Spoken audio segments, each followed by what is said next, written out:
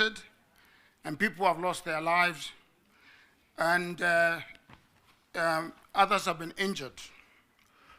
I just want to say that this particular effort itself has very few examples in history, and some of the examples that have been there, which I mentioned, and the Japanese Americans who were compensated after they were interned following the Second World War, and of course the compensation of Jews following the Holocaust.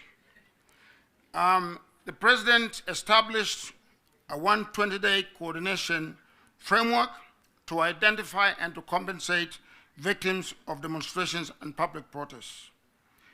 He designated the offices of the Attorney General, Interior, Treasury, and other state organs to work with us. I just want to say that and compliment the President that this is a bold, is unprecedented, and is a historic step in our country in the area of transitional justice. The legal framework, which I think has been debated, but I think which is clear to me, Article 21(1) of the Constitution, of course, provides that the state must protect, respect, promote, and fulfill the rights of the people. Article 37 provides for assembly, demonstration, to picket, and to petition. Article 129(2) gives the executive the authority of a public trust and to serve the people. Article 131(2) provides for the duties of the presidency include those of national unity and the protection of the rights of the people and the rule of law. The proclamation, therefore, which the President made on August the 6th, is lawful, is time-bound, 120 days, and it seeks to establish a coordination roadmap with clear reporting.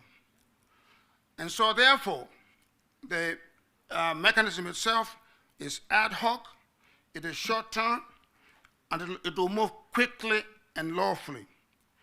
The panel that we intend to create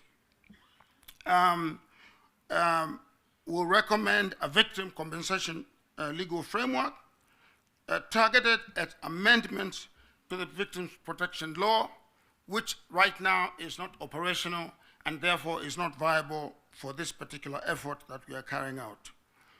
We'll also be recommending a protest law be submitted to both houses to be codified so that we can be able to de-escalate. Will be that for the future process, protests should be professionally managed so that the outcomes are different and not deadly to our people.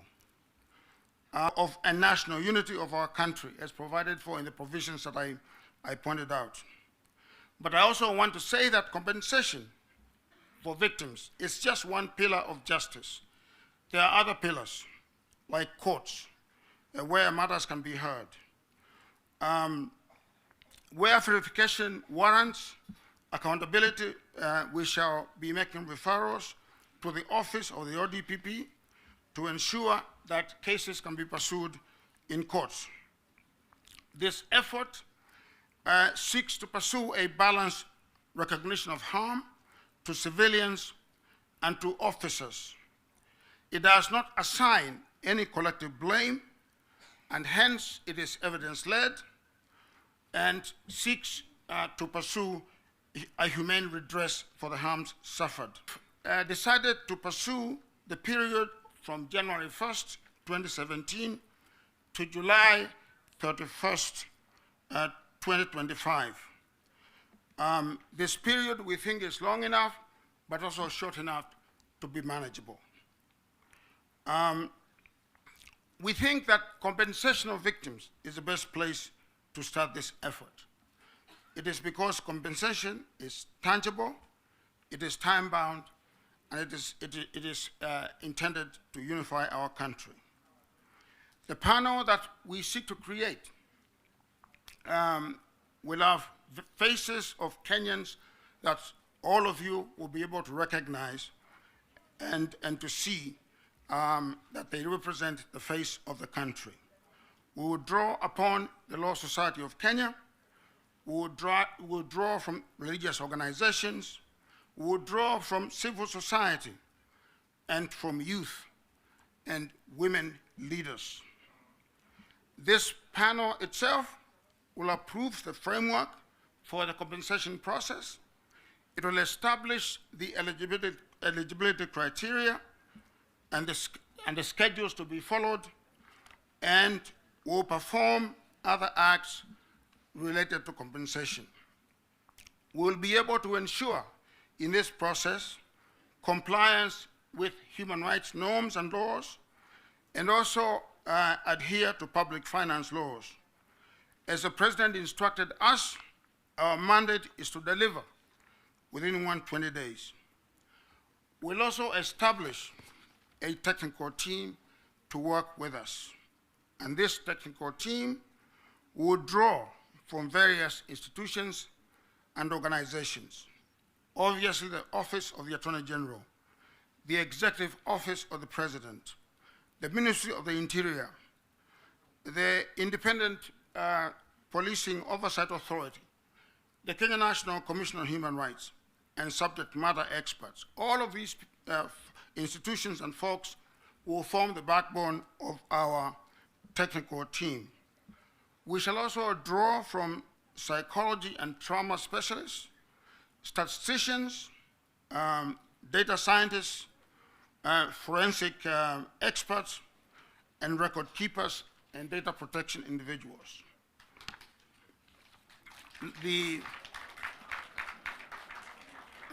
I suppose that, the Secretariat will be domiciled at the Office of the President. I just want to say that in spite of the steps that I have outlined, that we have made quite a lot of progress in identifying individuals for both teams, for both the panel and also the technical team. Thank you. And I expect that we shall be announcing. Thank you very much. Thank you, Prof. Asante. Asante. A hand of applause for Prof and Daktari Aghnezani. Professor? Prof.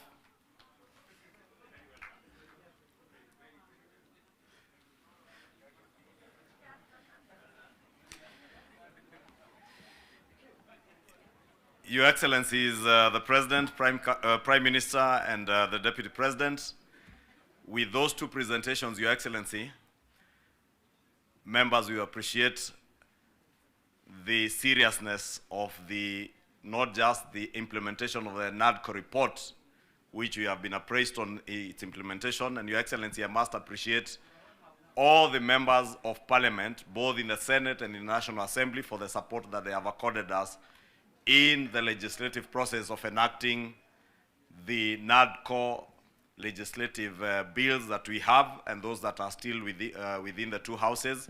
We have committed that we will conduct Aghnezani are not about you as a president or the Prime Minister. These 10 points are about the nation of Kenya. The full implementation of these 10 points are not about ODM as a political party or the Kenya Kwanza coalition parties. They are about the future of our nation.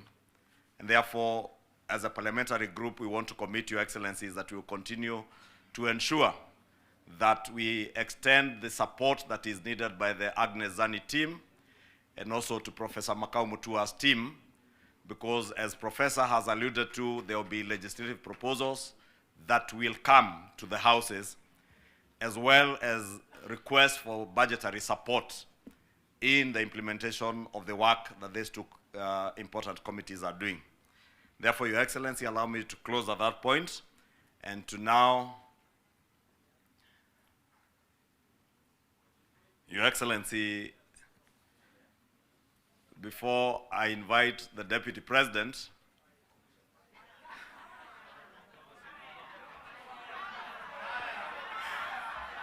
we know whether ni fire, si fire. Noma si noma.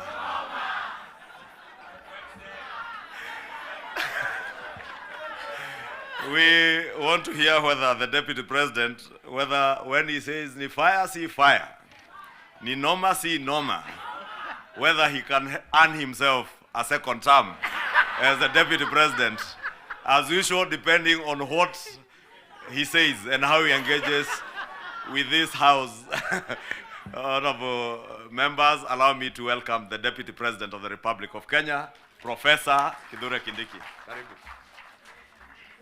Thank you. I wanted the Leader of Majority to delay a bit because the Prime Minister stepped out, because I wanted to take the shortest time here, having seen what my predecessors have gone through.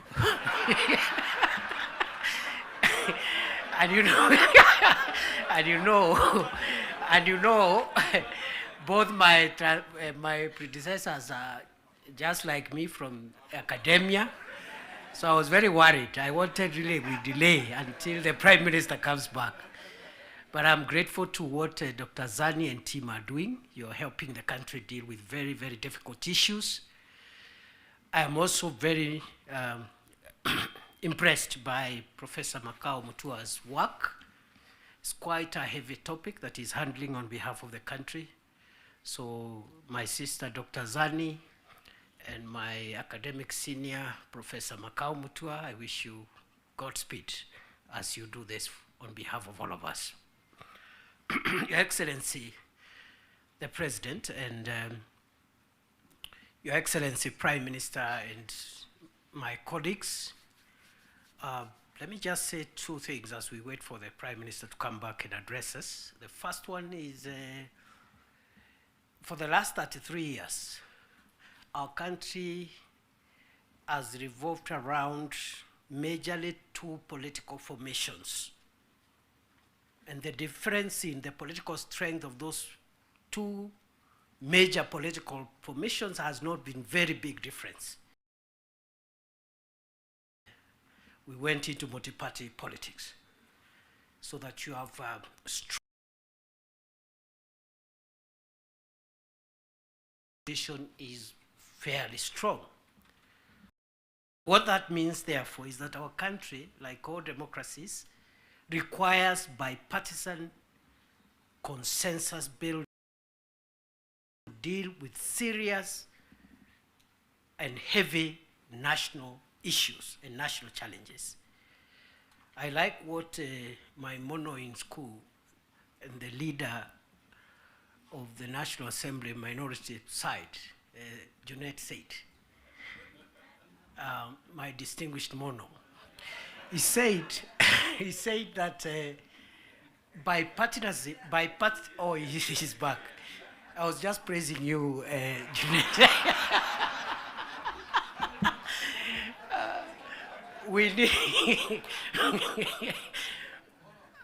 We need bipartisan efforts to heavily lift the serious national issues.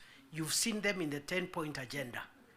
The fight against corruption, the fight against ethnic bias, the fight against all these vices. Without bipartisan efforts, no single side can be able to ever lift these national issues. So let us not underestimate what the leadership of the UDA through President Ruto, the leadership of ODM, His Excellency Raila Odinga, has helped us to achieve as a nation. Because none of us alone would have enough political largesse to be able to even lift on some of the issues we are discussing here today. So we are in good space, and for that we must celebrate and acknowledge the visionary leadership of President William Ruto and the visionary leadership and statesmanship of our elder brother, the Honorable Raila Odinga. Going forward, those of us who are younger politicians, we should pick lessons from these two leaders.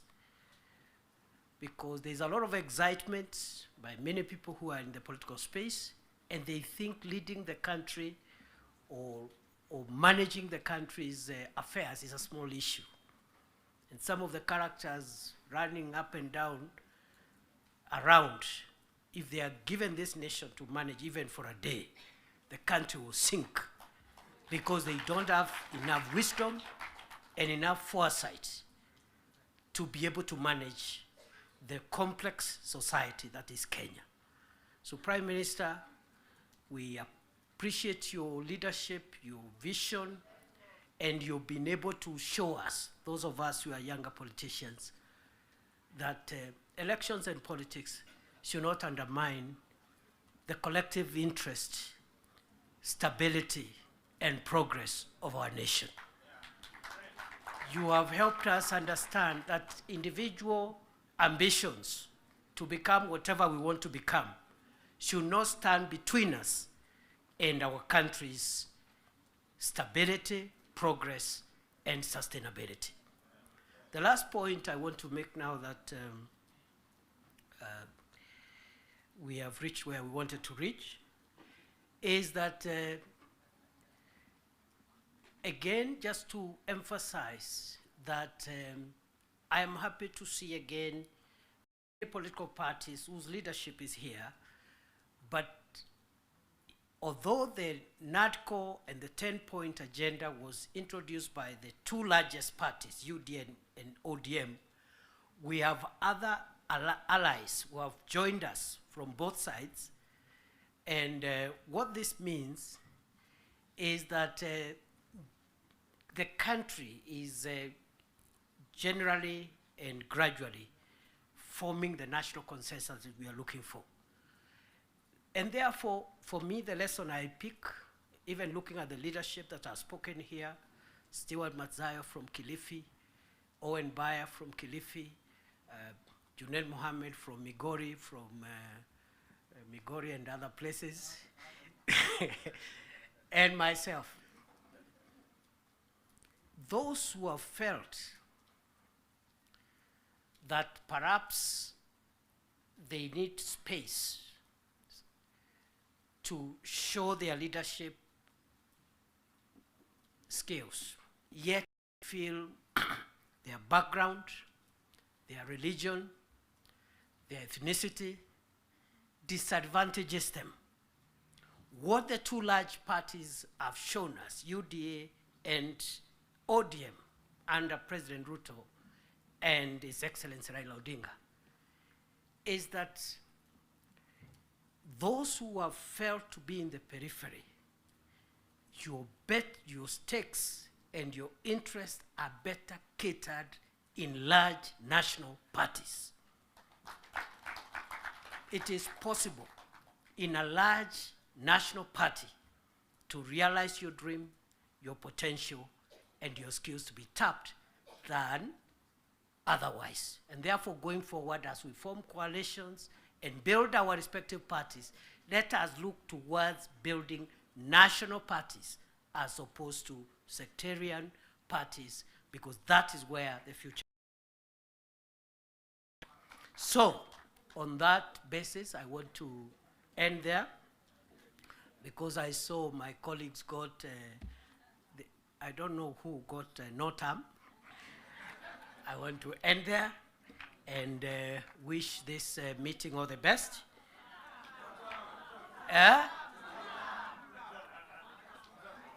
All right. Now, because our leaders are here, after it is over, I'll remain behind, and then we'll also test a few slogans after that. With those many remarks, let me take this. The leader of ODM, Your Excellency Raila Odinga, please come and address us. Wapi makofi ya baba jameni? Baba ni fire, si fire.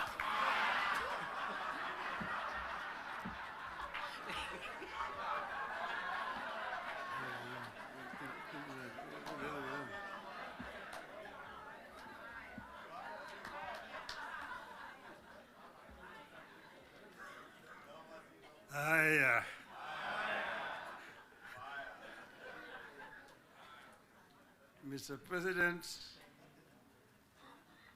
Deputy President, honorable members of Parliament, hamjambo. Hamjambo tena. Hey, I think I see almost a full house. Senators and members of the National Assembly. Thank you very much. I'm very happy to be here this morning to see you. I want to say that I'm charged, but I'm not scared.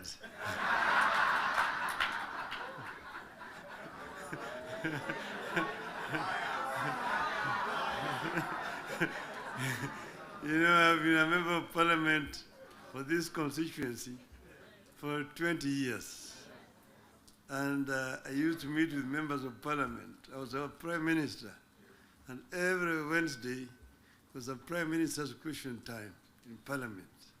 I used to be harassed a lot by members of Parliament. And that's why I'm not scared.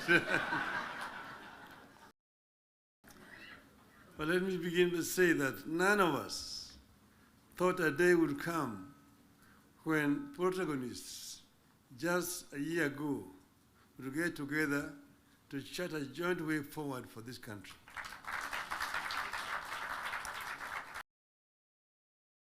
Ourselves together, and why are we here today? Why? In life of a nation, there comes a time when danger knocks on the door. It happened in the US during the Civil War that threatened to dismember the USA as we know it today. There's a region today referred to as former Yugoslavia. Yugoslavia existed as a country between 1918 and 1992. Then it fell apart into several countries, including Croatia, Montenegro, Serbia, Slovenia, Bosnia, and Macedonia. The former president of Yugoslavia, the late General Josip Broz Tito, used to say jokingly that I am the glue that is holding this fragile nation called Yugoslavia together. And if I depart, it may disintegrate in several small nations. And true to his prophecy, that's happened today. There's no Yugoslavia. Closer to home here next door is Somalia. In 1991, we were here when Siad Barre was forced to run out into exile where he died. Look at Somalia today. So there are several examples that exist around the world. As leaders, we are supposed to scan the horizon, spot the danger, and act to subvert that danger. In 2024, that last year, we understood that the dark clouds that were gathering over Kenya could have been exciting, but they could also mark the end of Kenya. We decided that it is better to have an imperfect country that is struggling to mend its ways than to have a collapsed one.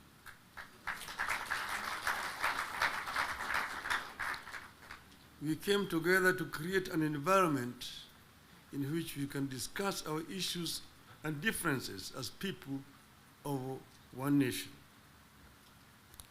As you know, and as you know here, there are countries that cannot discuss their issues at home. In my life, I've attended many meetings in London, Paris, Istanbul, Washington, name it, where African leaders are referring from their own collapsing countries to discuss issues they cannot discuss at home. We go together to spare Kenyan that shame.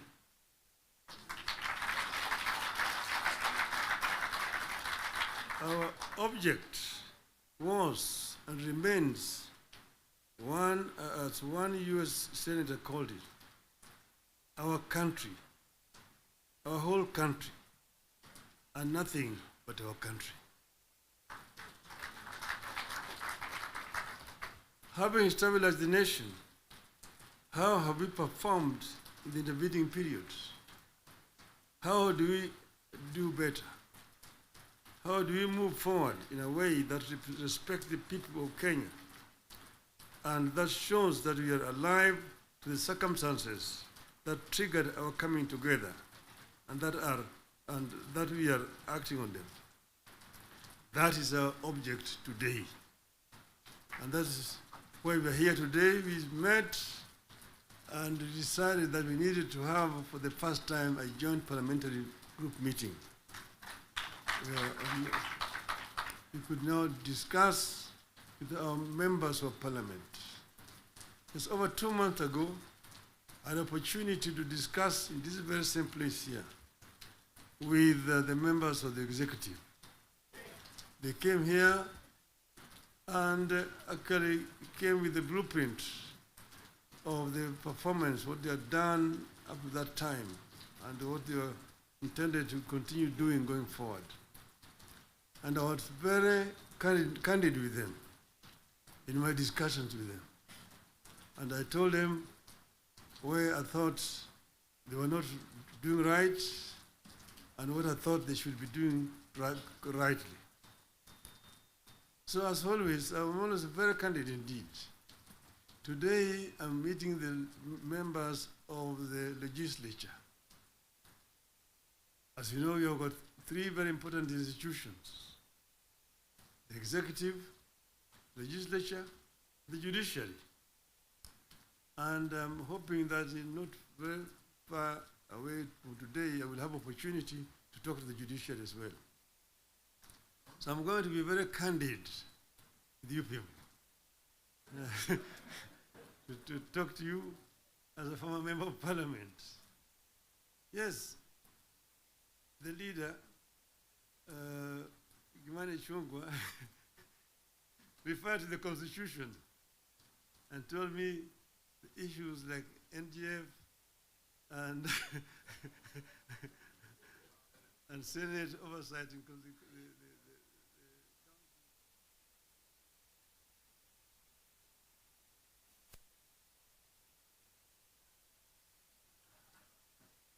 because, as you know, I was very involved with the constitution, making constitution of this country. And at another time, I would want to bring Professor Yashpal Gai, who was the leader of that constitution making. And we went through very many issues. We had committees in the Bomas of Kenya dealing with various segments of that constitution. The executive was one. Legislature is another one. Judiciary is another one. Devolution, other committee. Devolution was very contentious because we had very many people who did not want the devolution because of what had happened at independence. As you know, we started with the devolved system government, Majimbo. The foundation of Majimbo was actually contentious because it was ethnic-based. The colonialists and the settlers had actually instilled fear in the people that the bigger communities, the bigger tribes at that time, the Luos and the Kikuyus, will lord it over the smaller tribes. And the smaller tribes need to safeguard themselves by creating regions and powers so that they can be able to be protected. That was the basis of Majimbo. And it was a very lengthy discussion at Lancaster House. So Kanu accepted Majimbo in London, but with the understanding that they would change it after the independence.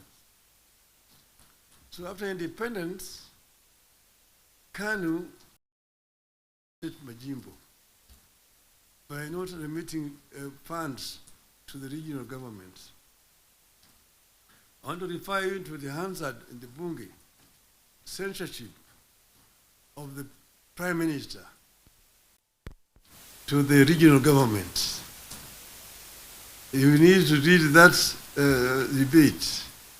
Ngala moved it, it was seconded by Masini Muliro, who was the deputy leader of the opposition. And then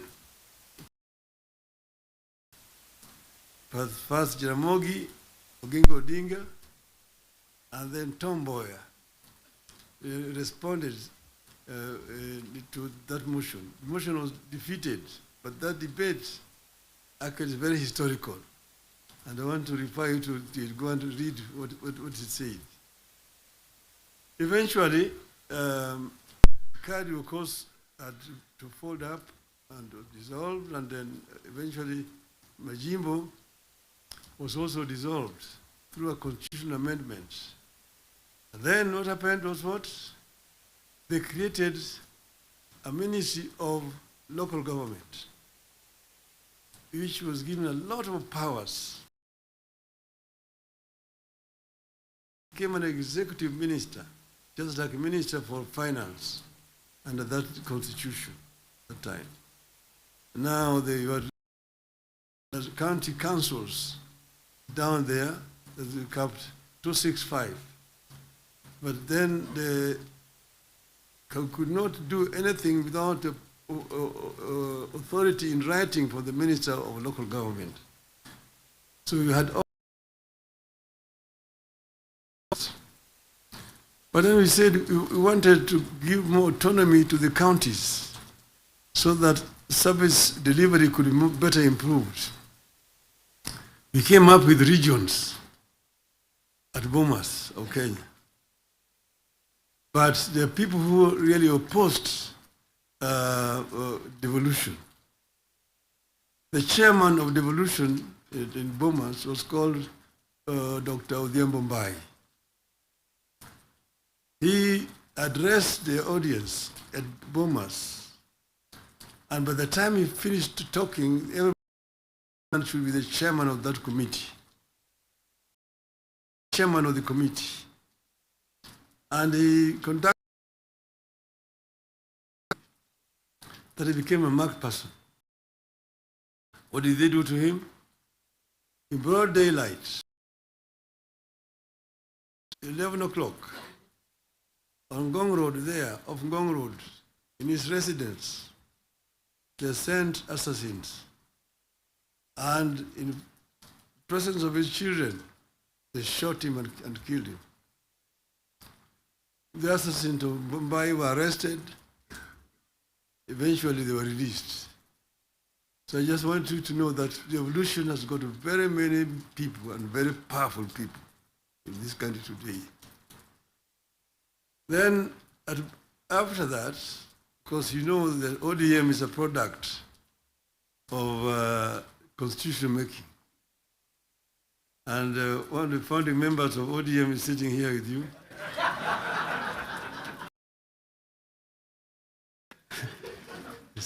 The former president, who is a member of ODM in October, and all members are going to be invited.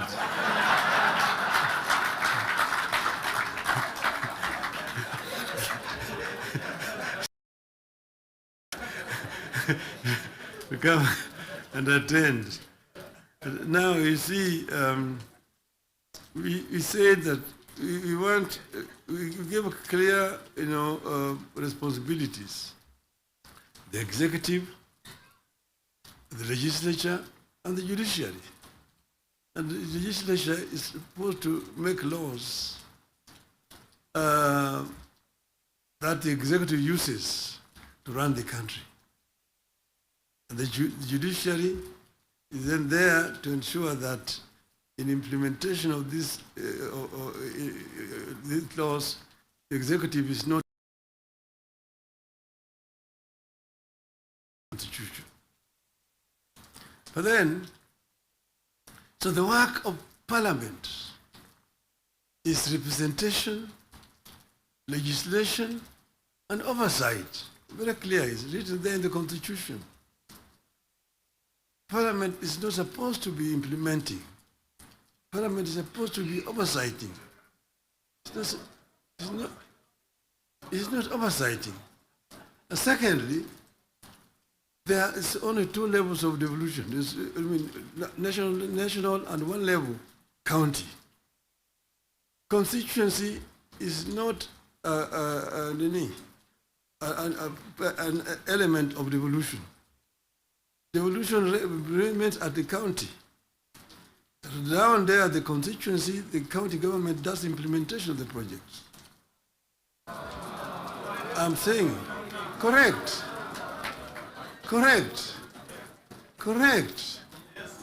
Down at the constituency, it's the county government.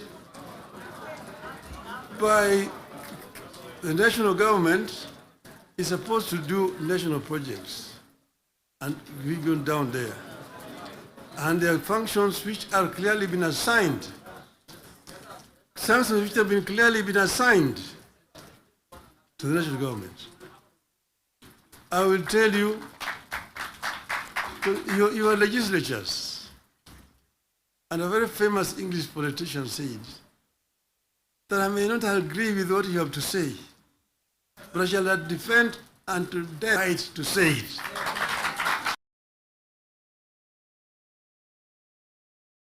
Let me say it, and then you'll have a chance to respond.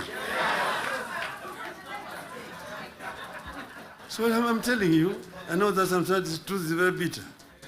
I was there, and we discussed with the Karue CDF. That is at that time. In those days, with a centralized system of government, there was very little around to counties, to the districts. And then we'll be addressing people. People would come up to tell them their problems. Mtukufu Rais, hapa kwetu barabara ni mbaya sana, haipitiki, mvua ikinyesha kuna matope, barabara haipitiki. Mtukufu Rais, hapa kwetu shule yetu hapa, juzi mvua ilinyesha na upepo kaja katoa paa, watoto sasa wanasoma chini ya mti hapa. Mtukufu Rais, hapa kwetu hakuna maji. Mtukufu Rais, hatuna stima na kadhalika. When it's time to respond, to say, ni mnasema barabara ni mbaya, mnasema hospitali hakuna dawa, mnasema upepo imechukua paa ya nyumba, mjumbe wenu anafanya nini? Yeye anapiga tu kelele kule kwa bunge, anapiga tu kelele kwa bunge, hajali mambo ya maendeleo kwake. Kwa hiyo mimi nitatumia mtu kuja kufanya harambee, lakini leo mimi nitatoa pesa ya kujenga hiyo shule, kujenga hiyo nyumba, nitatoa pesa na kadhalika. That was the end of it. So the MP was the one who was being blamed for the failure of the national government to do certain things in their constituency. And that's the reason why we came up with the idea of CDF. That was that time. Exactly that was that time. But the constituency is now falls under the devolved government, which is being led by the governors. So constituency is not a devolved unit. And members of parliament themselves should not be involved in development, because they're supposed to be oversighting. They're supposed to be oversighting. If you have yourself being involved in construction of roads, building of schools, building hospitals, who is going to oversight you? Who is oversighting you? So, Mr. President, I hold very clearly that these MPs know that they should not have any business in trying to implement projects in their constituency. Implementation of projects should be left to the county government.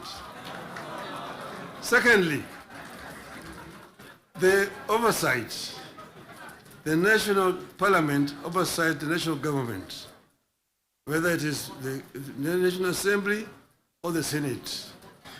oversighting of governance, the responsibility of MCAs, members of the county assembly, not the senators. It's not the responsibility of the Senate to oversight. Senate wasting time of governors to come and answer questions about roads in the counties. And thirdly, the issue of extortion. The issues of extortion. The issues of extortion. Majority Leader, you talked of, you didn't talk of extortion, you talked of lobbying. Lobbying is okay. In the US, you've got lobby firms which have formed to lobby the members of the Congress. They come to lobby and they're known, they're officially registered as lobbyists. They come to lobby the members of parliament. But lobbying is a different thing from extortion. From extortion. That you have a member, every committee has got a member who is how do you call him?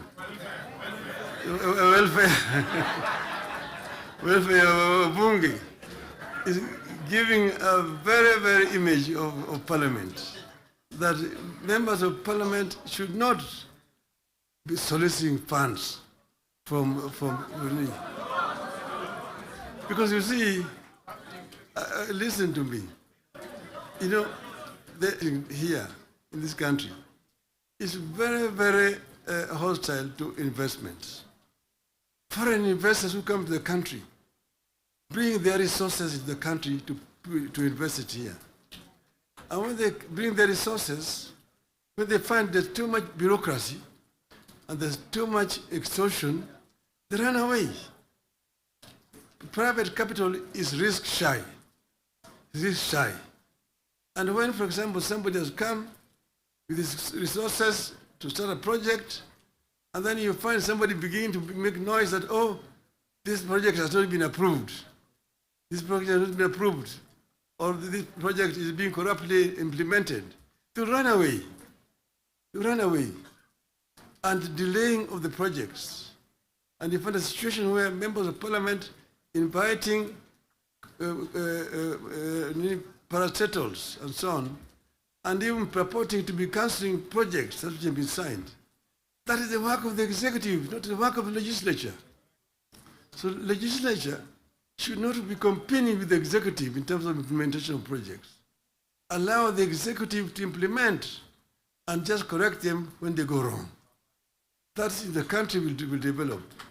Create a healthy environment for implementation of projects in the country. Then this country will develop. I know I'm being too honest with you people.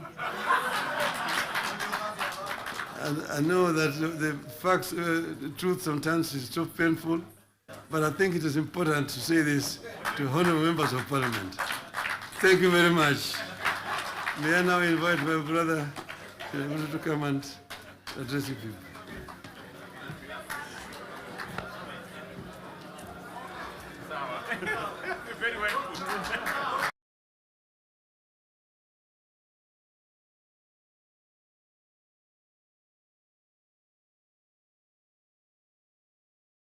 The Right Honorable Prime Minister Raila Odinga, ladies and gentlemen, let's take our seats. Thank you very much.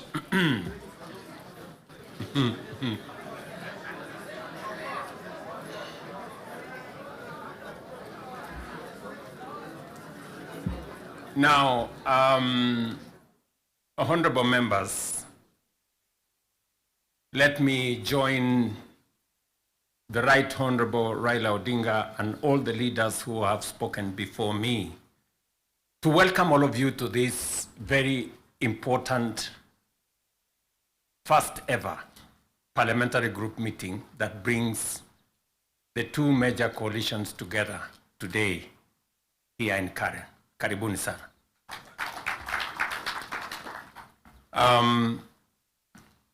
The Right Honorable Raila Odinga has given us the context of why we are meeting here. I really would want to add not so much, because he has ably contextualized why we are meeting here today. That we have a nation to look after and we have a nation to protect, and there are options that are available to us, and I think we chose to protect the nation called Kenya by our coming together. And so I want to commend both the Right Honorable Raila Odinga and the ODM party, my former party, for standing up to be counted when the country needed leaders to stand up for Kenya. It may have been easy to do the opposite. It may have been popular to do the opposite. I know many people have vilified the Honorable Raila Odinga and the ODM party for the decision they took to stand for Kenya when there was need to do so. And let me say the following as the President of Kenya today.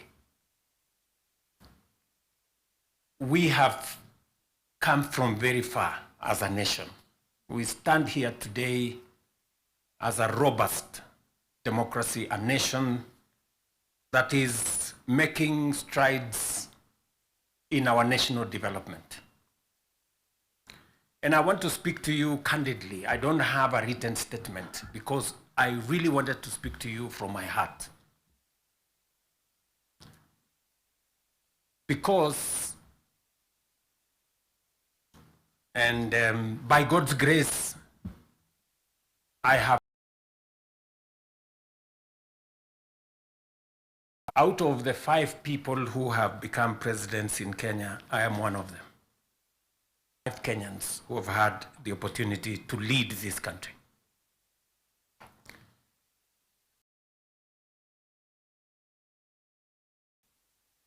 That a nation, the progress, the destiny of a nation is decided by leaders. As to whether we are going to be a progressive nation or we are going to be a failed state is going to be determined by leaders, by us, the people who are sitting here. And therefore, the place of leadership is almost sacred. Nobody becomes a leader by chance or by default or by mistake. Today, you are a member of parliament or a senator or a governor or the position I hold and all the other positions that we hold because God and destiny has given us that chance. And we must think about it deeply. And so I want to ask you as leaders,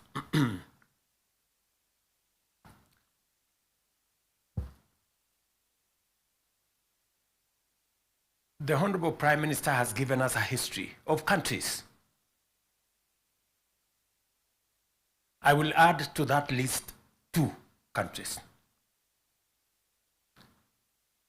Singapore and Kenya were the same countries 60 years ago. Malaysia and Kenya were the same 60 years ago. But today, we play in different leagues. They have managed to progress to the first world, we are still where we are. The difference between what Singapore has become and what we are is leadership.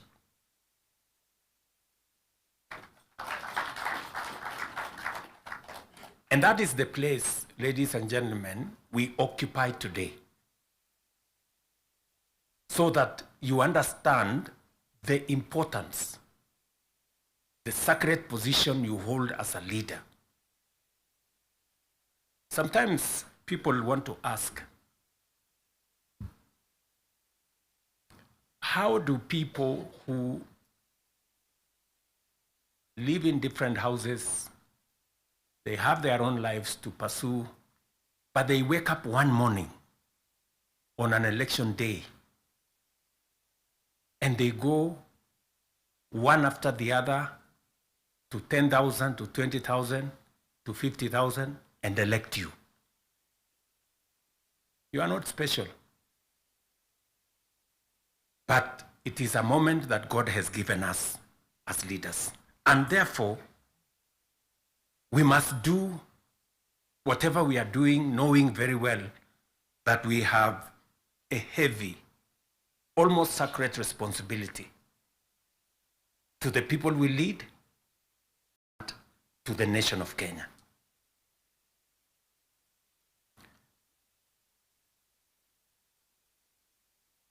And it is not that we don't know what we should be doing. We all know what we should be doing. It is not that we have shortage of ideas. It is not that we have shortage of what we need to do. In fact, I dare say we have some of the very best ideas. We have very good manifestos all the time. And in fact, if you look at, and I keep referring to this, if you look at the manifesto of Kenya Kwanza and the manifesto of the difference is hardly 20-30%. 70% we share what we think.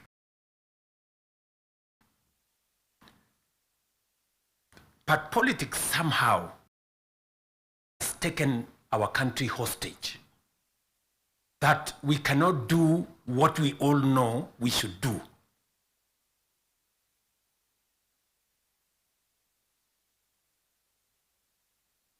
I have said that the difficulties that I face today as a president in Kenya are self-imposed. You know, I imposed on myself all these difficulties. Implementing the new funding model, implementing SHA, implementing housing, doing all those things. If I hadn't done any of those, I would be a very popular person, and but the country would not have moved anywhere. I am confident that if Raila had become president, he would be doing what I'm doing. Yes. He would be implementing SHA.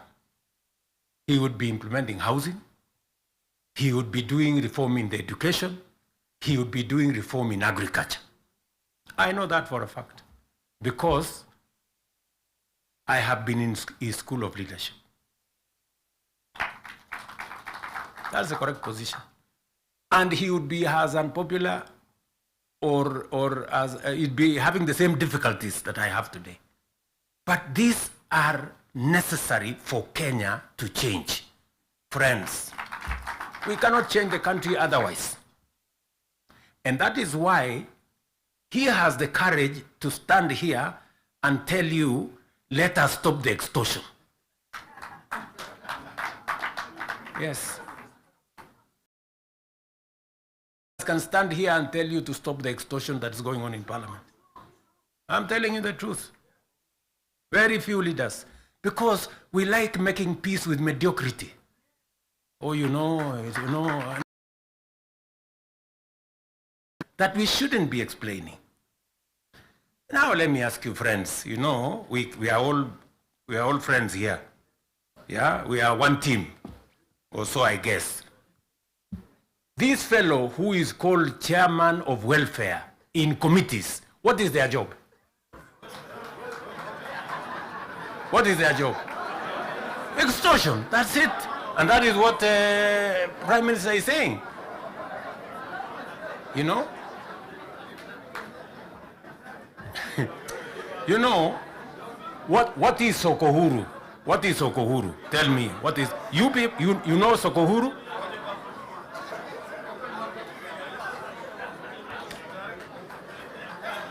So, let me tell you. No, no, you see, and this is the same problem that we face. This is the same problem that we face because, look, for example, we passed the law that we all know, friends, we all know the problems we go through with fundraisings for people who have hospital bills. All of us. In your phones, you have WhatsApp groups. So-and-so has this, this condition, so-and-so has this condition, contribute here. True or not true? Yes. But we don't want to fix it because it's difficult.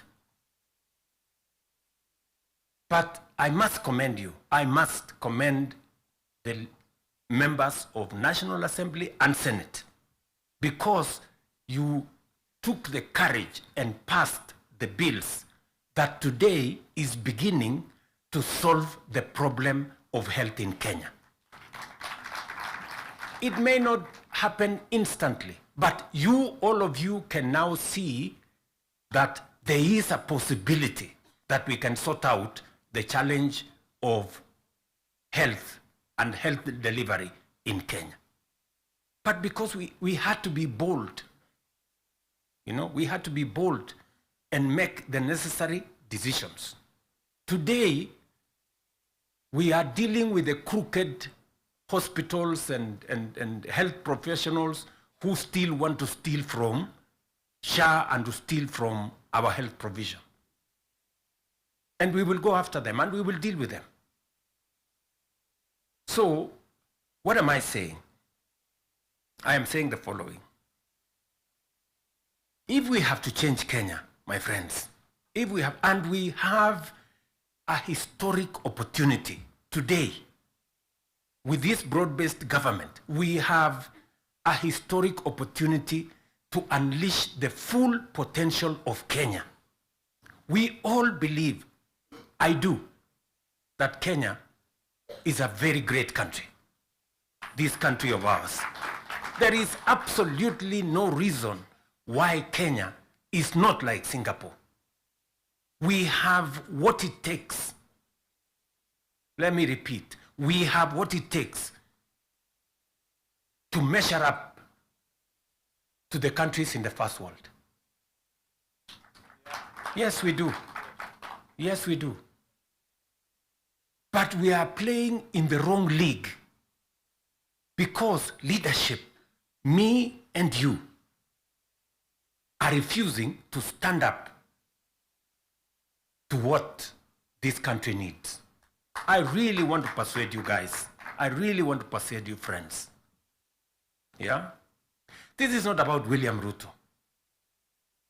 I am here today, I will not be there tomorrow. This is not about Raila Odinga. Right? It's about the country called Kenya, where today we have the privilege to be the leaders, to be the decision makers, to decide which way Kenya. It is us who are seated here. It is us.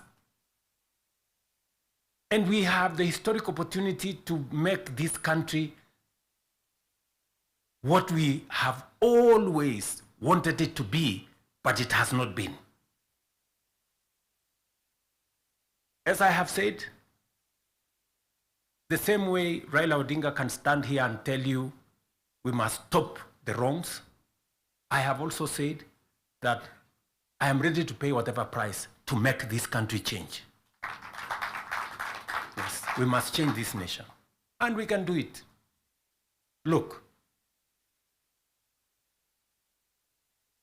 housing was part of our conversation for the last 30 years.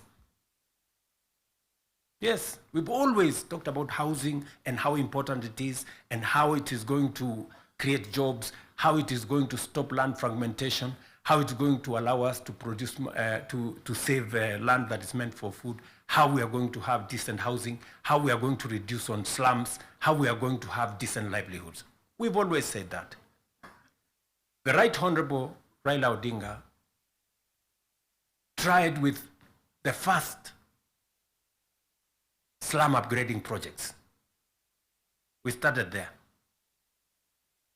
The housing levy, go and read the Azimio Manifesto.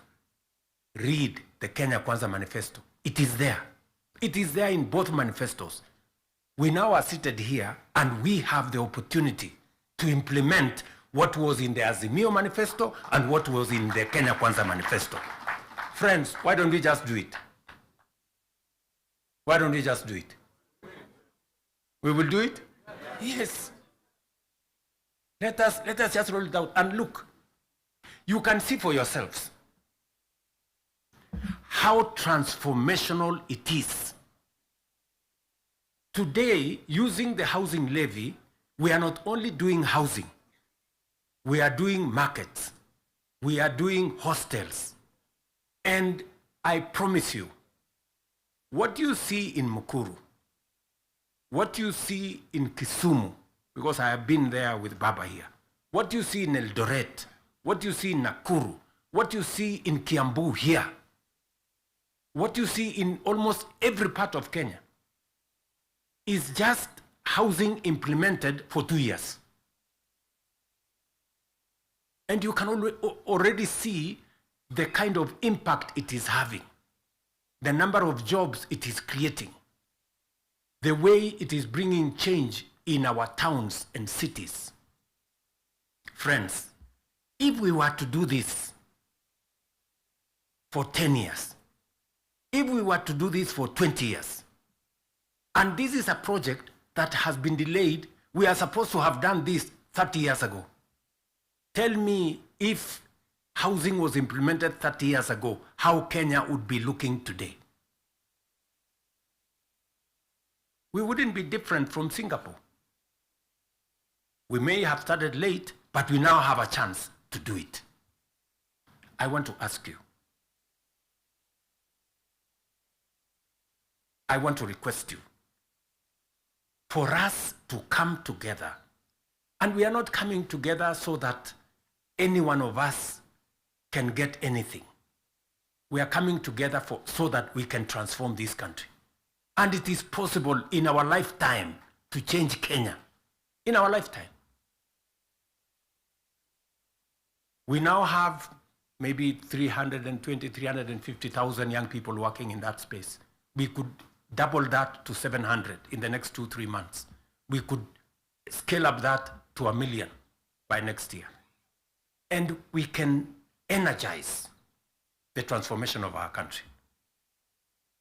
That is why we are sitting here. That is why Baba and I have called this PG. Baba has told you we are here for Kenya. I am buttressing what we are saying, what he is saying, by telling you what we can achieve together. What we can do in our agricultural transformation. If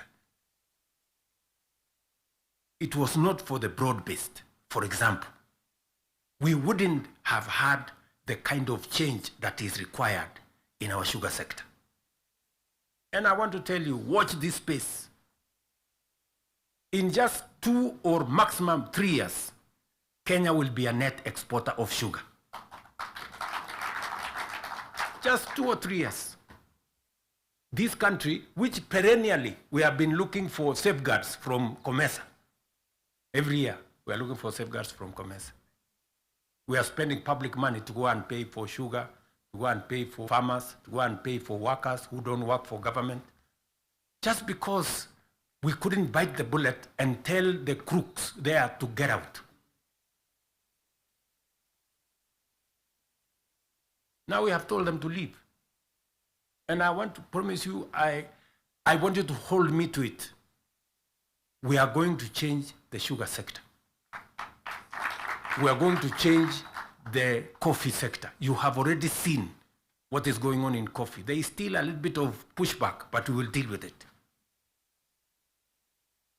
And on and on and on, and we can transform our whole agricultural sector. Just the little interventions that we have done standing together. You people in Parliament making sure that we are subsidizing production. And I must commend, Parliament has always provided money for us to support the production of the country, either through fertilizer or seeds or other interventions when we have brought it to Parliament. So you're part of the making of the history of our nation. Just imagine we have reduced the imports of maize, for example, by 70%. Reduce the imports of sugar by 70%. And we can make that progress if we are focused on where we want to go. And that is the reason why we have to make the decisions that we have made work.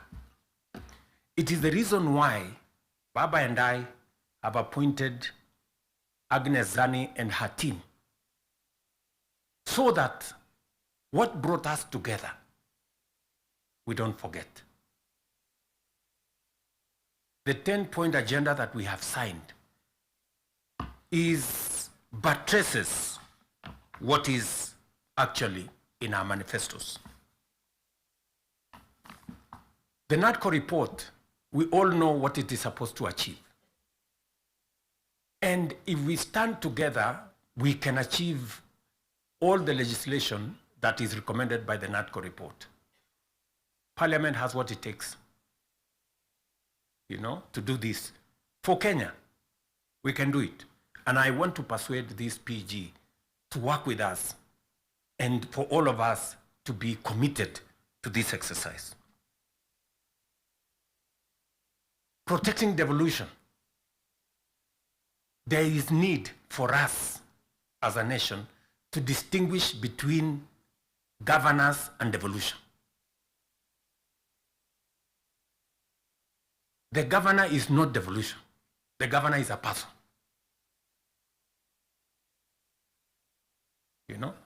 Devolution is about the people. It is not about the governor. And we can deal with the governor without disrupting devolution, if there is need to. But what is sacrosanct, what is constitutional, is that we must get local people, development, to be at a local level as much as is practically possible. I agree with the Right Honorable Raila Odinga, because I was in Parliament when NGCDF was passed. And the principle was right, because there wasn't any meaningful resources getting to the grassroots. And the big push for devolution in the constitution-making process was 3 principles: making sure that resources get to the grassroots, making sure that there is representation at the grassroots, and making sure that accountability is also at the grassroots. So we need a conversation. There are legitimate concerns on how resources are being spent at the counties. There is. We cannot also run away. There is legitimate concern. Let me ask, for example, the latest Sokohuru in the Senate.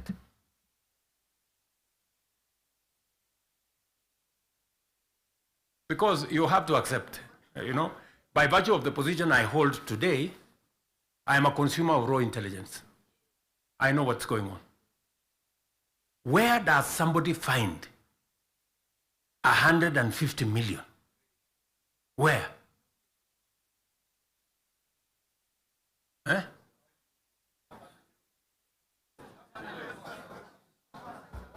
Is that his money?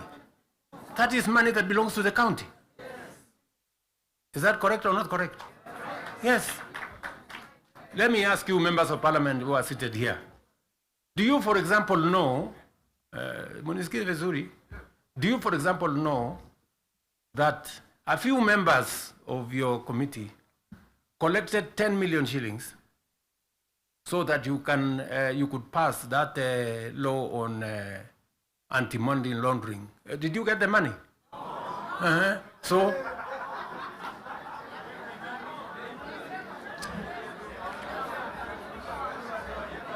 So, going forward, si tunataka tukubaliane, si we are one team. Yes, there are people who are destroying the credibility of parliament. And they are collecting money in the name of parliament. And some of the time, or most of the time, that money never gets to parliament, it gets to a few people. We are not going to shame them. We are going to arrest them. Yes.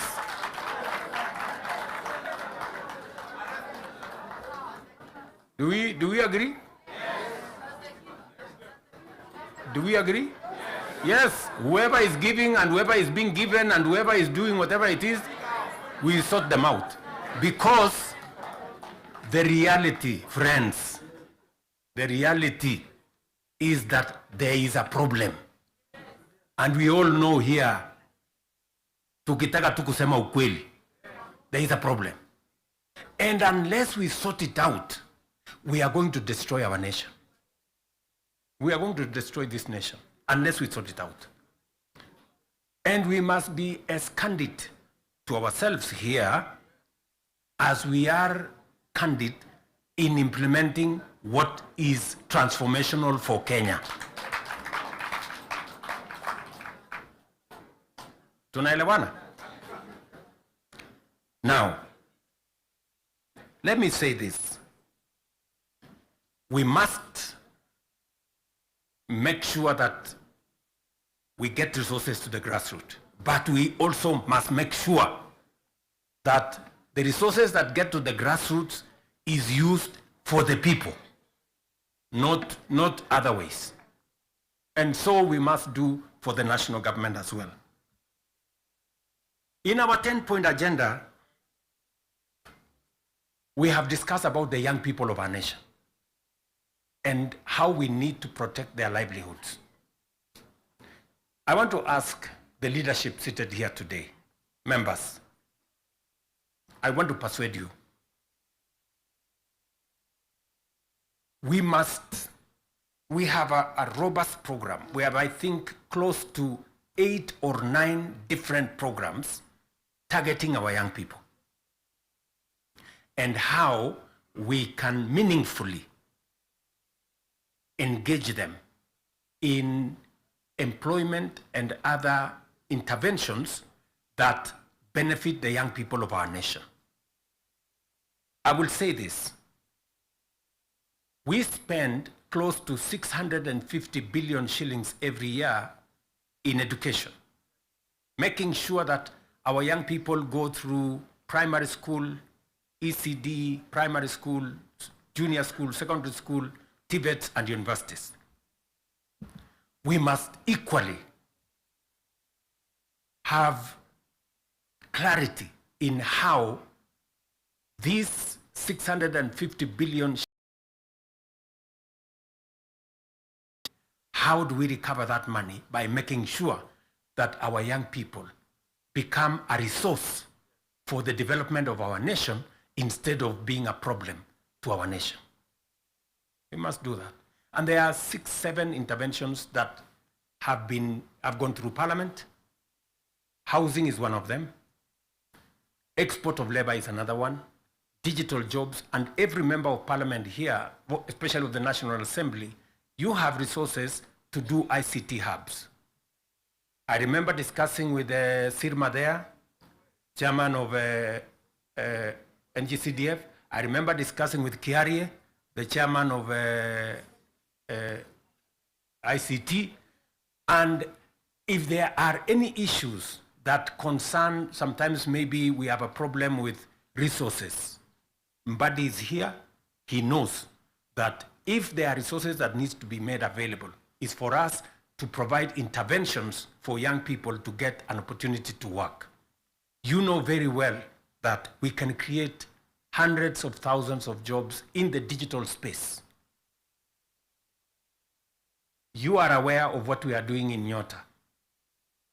You are aware of what we are doing in KJet. And if you don't, we should be able to explain to you so that you become part of the people, because you speak to hundreds of thousands of people every weekend, every day, as you go about your responsibilities, how they can tap into these opportunities and create livelihoods for the young people of our country so that they too can make a contribution towards making Kenya what we all want it to be.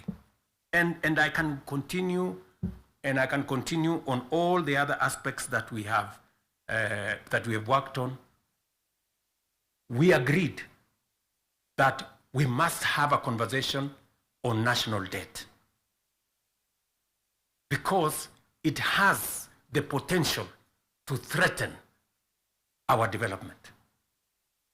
It is the reason why my good friend Mbadi and I have been in many different places, and we have done the most that we could to contain the issue of debt.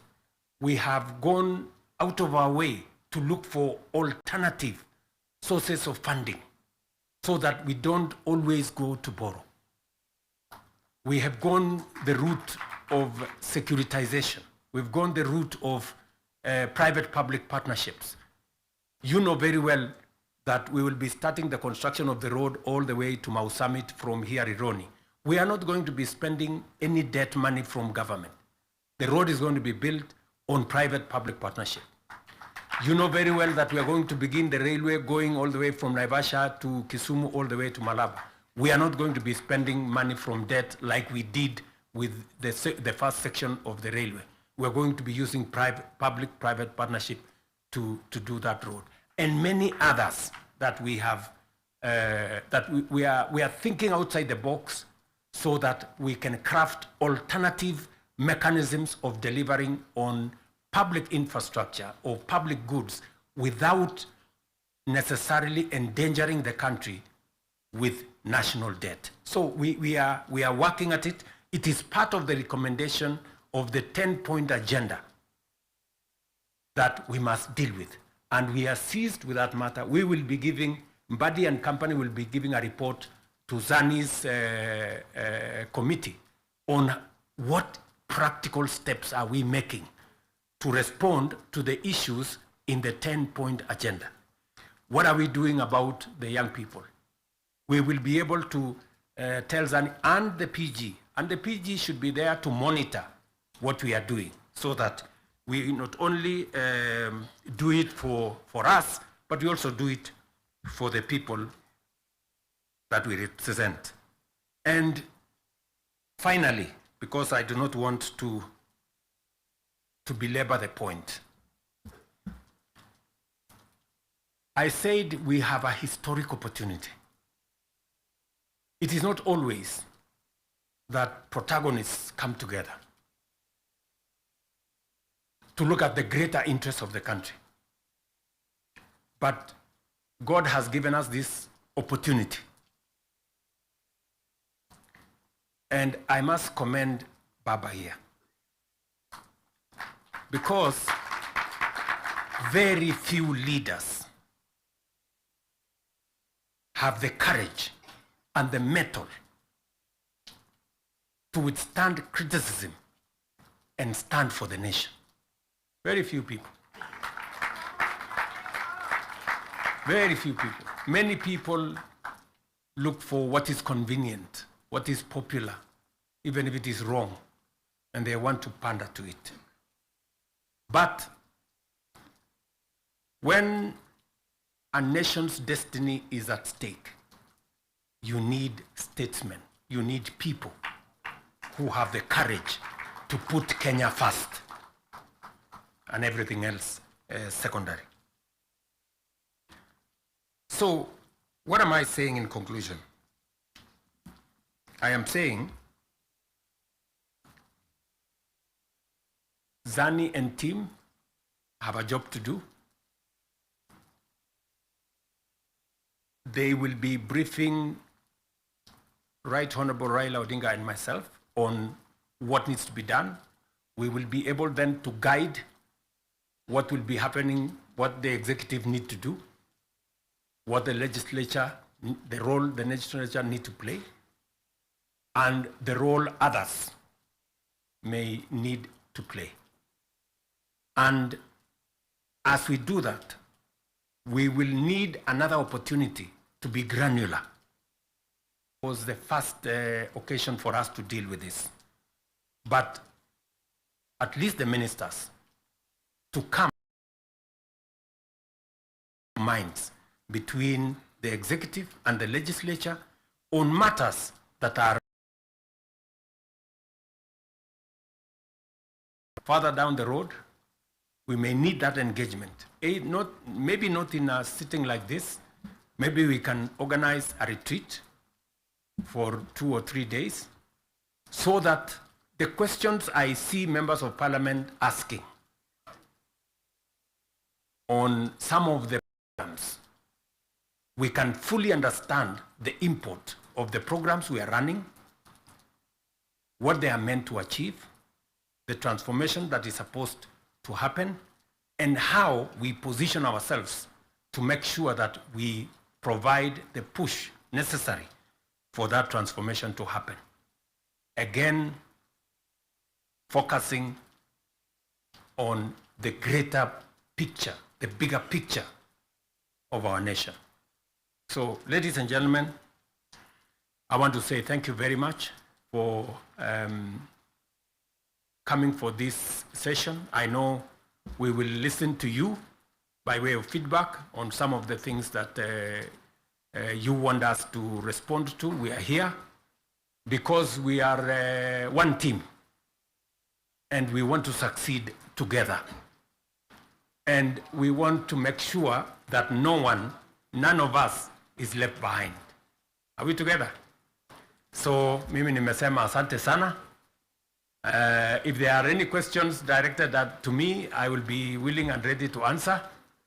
If there are some directed to any one of us here, we will be able to answer. And then the rest, we will deal with it together. Asanteni sana, and God bless you.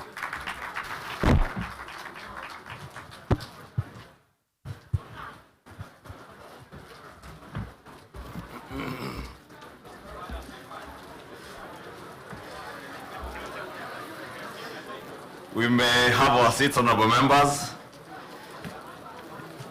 Your Excellencies, the President and the Prime Minister, honorable members, let us give the two party leaders a hand of applause.